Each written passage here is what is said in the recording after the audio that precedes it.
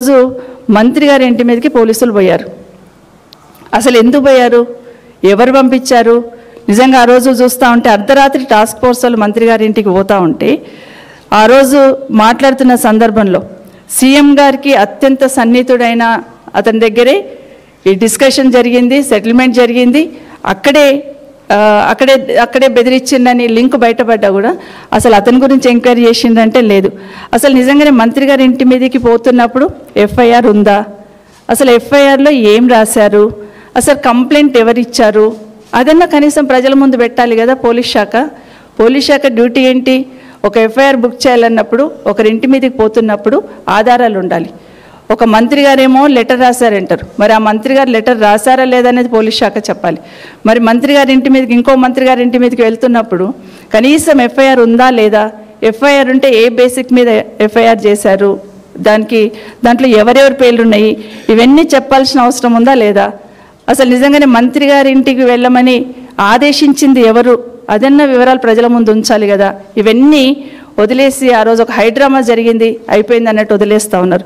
Police శాఖ సంబంధించిన DGP గారు ఎవరైతే హెడ్గా ఉంటారో వారికే నేను ఇవన్నీ ప్రశ్నలు అడుగుతూ ఉన్నాను. ఎందుకంటే అసలు మంత్రి ఇంట్లో ఒక నిందితుడు ఉన్నాడని మీరు పోయి ఉన్నారు.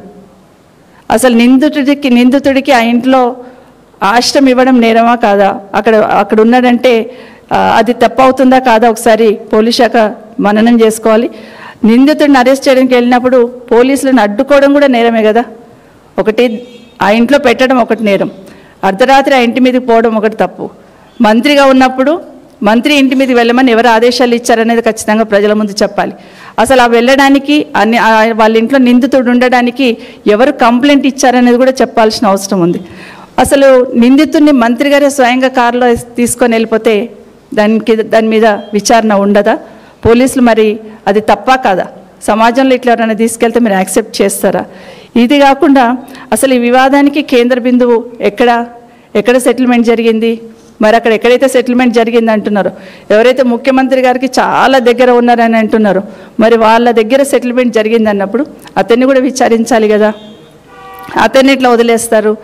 అదే కాకుండా ముఖ్యమంత్రి గారి నివాసానికి సమీపంలో ఈ ఇన్సిడెంట్ జరిగింది అంటున్నారు. మంత్రి గారి కూతురు ఏం చెప్పింది?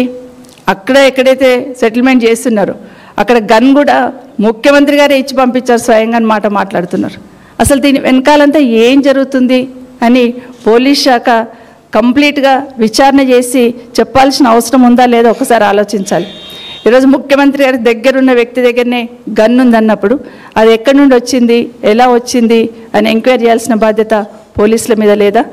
అతన్ని పిలిచి ఎంక్వైరీ చేయాల్సిన ఆలోచన ఉందా లేదా అనేది పోలీస్ శాఖ చెప్పాల్సిన అవసరం ఉంది. ఇదే కాకుండా వెపన్ టేబుల్ మీద పెట్టి బెదిరించింది అంటున్నారు. ముఖ్యమంత్రి గారే స్వయంగా గన్ ఇచ్చారంటున్నారు. మరి గన్ కల్చర్ కొత్తగా ఎక్కడొస్తుంది ఒక్కసారి ఆలోచించమని కోరుతా ఉన్నాను. అసలు ఏదైతే సిమెంట్ కంపెనీకి సంబంధించి డక్కన్ సిమెంట్ కంపెనీకి సంబంధించిన డైరెక్టర్ని మంత్రి గారి ఓఎస్డీ బెదిరించారంటున్నారు. మరి కూర్చొని సెటిల్మెంట్ చేసింది ఎక్కడ? ముఖ్యమంత్రి గారికి అత్యంత సన్నిహితంగా ఉన్న కాంగ్రెస్ నేత దగ్గర.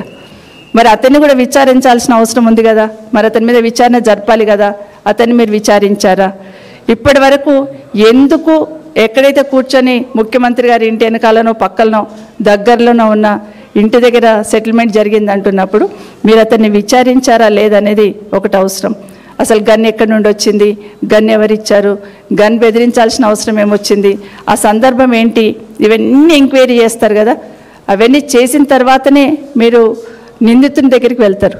మరి ఇదంతా ప్రజల ముందు ఎందుకు పెట్టలేదు అనేది ఖచ్చితంగా చెప్పాల్సిన అవసరం ఉంది. ఒక మంత్రి గారి కూతురే ముఖ్యమంత్రి గారి మీద ఆరోపణ చేసిందంటే వివరణ ఇవ్వాల్సిన బాధ్యత ముఖ్యమంత్రి గారికి ఉంటుంది. అదే కాకుండా ముఖ్యమంత్రికి అత్యంత సన్నిహితంగా ఉన్నతనే ఈ సెటిల్మెంట్ కూర్చున్నాడంటే ఖచ్చితంగా ఇది ముఖ్యమంత్రి గారు బాధ్యతగా చెప్పాల్సిన అవసరం ఉంటుందని మరొకసారి పోలీస్ శాఖను కోరుతా ఉన్నాను. ఇదే కాకుండా ఏ సిమెంట్ కంపెనీకి సంబంధించిన డైరెక్టర్ని పిలిచి గన్తో బెదిరించారంటున్నారో ఆ సిమెంట్ కంపెనీ డైరెక్టర్ని స్టేట్మెంట్ రికార్డ్ చేశారా పోలీస్ శాఖ వాళ్ళని కోరుతా ఉన్నాను. ఎందుకంటే అది చెప్పాల్సిన అవసరం ఉంది. అతను సిమెంట్ కంపెనీకి సంబంధించిన డైరెక్టర్ గారు స్టేట్మెంట్ రికార్డ్ చేస్తున్నారా? చేస్తే ప్రజల ముందు ఉంచాలి. ఎవరు బెదిరించారు, ఎందుకు బెదిరించారు అనేది తప్పకుండా చెప్పాల్సిన అవసరం ఉంది. ఇదే కాకుండా అసలు ఎందుకు వచ్చింది ఆరోపణ అంటే అర్థమవుతుంది. ముఖ్యమంత్రి గారికి ఇంత, మంత్రికి ఇంత, జిల్లా మంత్రికి ఇంత వాటాల దగ్గరనే కిరికిరి వచ్చింది అనేది స్పష్టంగా అర్థమవుతున్న సందర్భంలో అసలు ఆ వాటాలు ఇవ్వడానికి ఏ కంపెనీ